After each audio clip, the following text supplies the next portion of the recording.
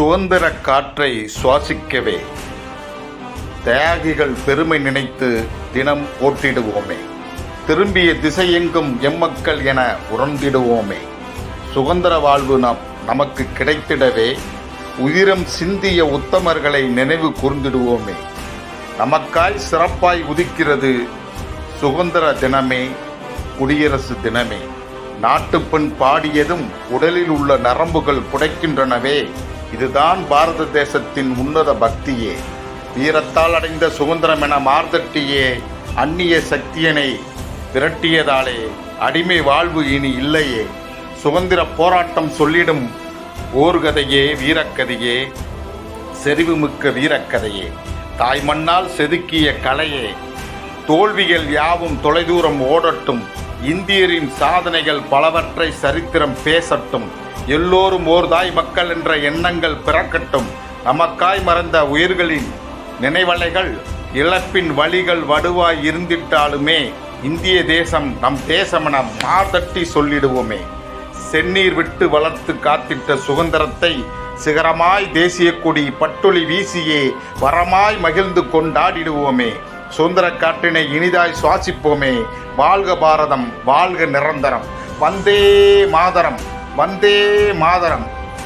ஊராட்சி ஒன்றிய நடுநிலைப்பள்ளி வலைபட்டி போடி ஒன்றியம் தேனி மாவட்டம் சார்பில் சுதந்திர போராட்ட வீரர்களின் செறிவுமிக்க வீரமிக்க வரலாற்றின் சிறுபதிவினை காண்போம். நன்றி, வணக்கம்.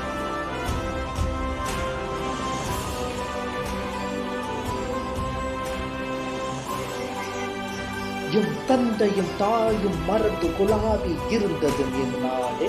அதன் முந்தைய 1000 ஆண்டு காலம் வாழ்ந்து முடிந்தது என் நாடு. அத்தனை கூறி மனதில் நிறுத்திய வந்தே மாதரம், வந்தே மாதரம் என்று தலைகுனிந்து வணங்குவேனே. இந்தியன் எதை கொடுத்தாலும் சாப்பிடுவான், எப்படி அடித்தாலும் வாங்கிக் கொள்வான் என்ற பிரிட்டிஷ் ஏகாதிபத்திய சிந்தனைக்கு சாவு மணி அடித்த மனிதுனிதான் இந்த வீரத்தின் முதல் வித்து வாஞ்சிநாதன் அவர்கள். இவரை பற்றிய கருத்துக்களை இந்த நாளில் உங்களிடையே பகிர ஆசைப்படுகிறேன். இதோ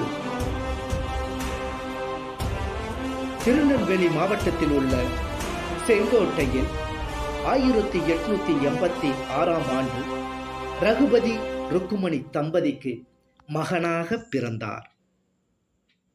வருடங்கள் கடந்தன. நாடு முழுவதும் ஆங்கிலேயர் ஆட்சிக்கு எதிரான போராட்ட முழக்கம் உச்சத்தில் இருந்தது. வ.உ.சி., சு. சிவா உள்ளிட்டோரின் உறக்க பேச்சுகளால் கவரப்பட்ட வாஞ்சிநாதன் விடுதலை போராட்டத்தில் மெல்ல மெல்ல தன்னை இணைத்துக் கொண்டார். அப்படி தொடங்கிய போராட்ட பயணம் அரசு பணியில் இருந்து விலகி ஆங்கிலேயருக்கு எதிராக அணி திரட்டும் அளவுக்கு போனது.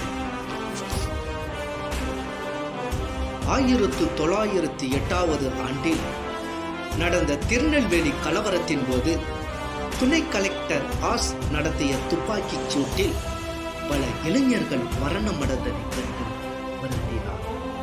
மேலும் கண்ணனூர், கோவை சிறைகளில் சிதம்பரனார் கல் உடைத்ததையும் செக்கிழுத்ததையும் பத்திரிகைகளில் படித்த வாஞ்சிநாதன் ஆங்கிலேய ஏகாதிபத்தியத்திற்கு பாட புகுத்த வேண்டும் என்று முடிவு செய்தார்.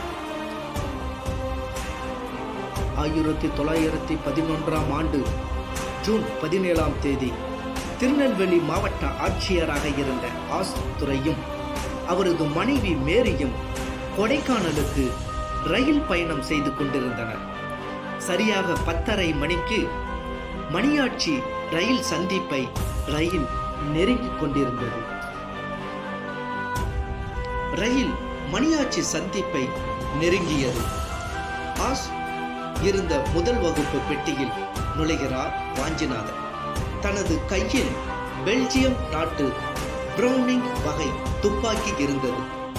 ஆஸின் நெஞ்சை குறிபார்த்து 3 முறை சுட்டார். ஆஸ் தரையில் சரிந்தார். வாஞ்சிநாதன் அவர்கள் ஓடினார்.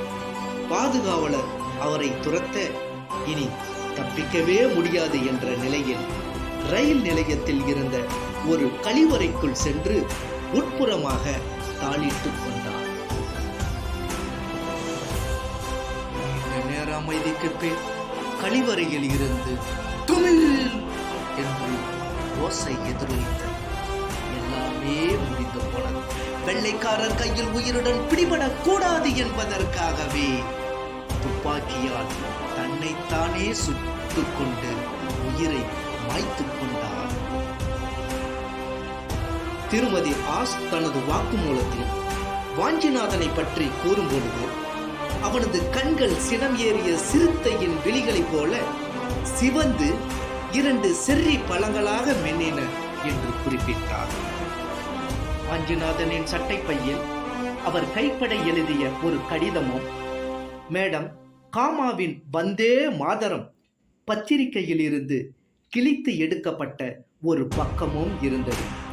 கடிதத்தில் ஆசை சுட்டது ஏன் என்பதை வாஞ்சிநாதன் அவர்கள் விளக்கியிருந்தார். புண்ணிய பாரத பூமியில் அடிமைப்படுத்தி ஆளணும் என்பவர்களுக்கு இந்த கதி ஏற்படும் என்பதை உணர்த்தவே நான் சுட்டேன். பாரத அன்னைக்கு என் எளிய காணிக்கையாக என் உயிரையும் அர்ப்பணிக்கிறேன். இதற்கு நானே முழு பொறுப்பு என்று இருந்தது. சாதித்த தலைவர்களை ஜாதிக்குள் அடைக்காமல் நமது சரித்திரத்தை புரட்டி பார்த்து புது வரலாறு படைப்போம். நம் முன்னோர்களின் ஆசி நம்மை வழி நடத்தும். ஜெய்ஹிந்த், ஜெய்ஹிந்த் என்று கூறி உங்களிடமிருந்து விடைபெறுகிறேன். நன்றி.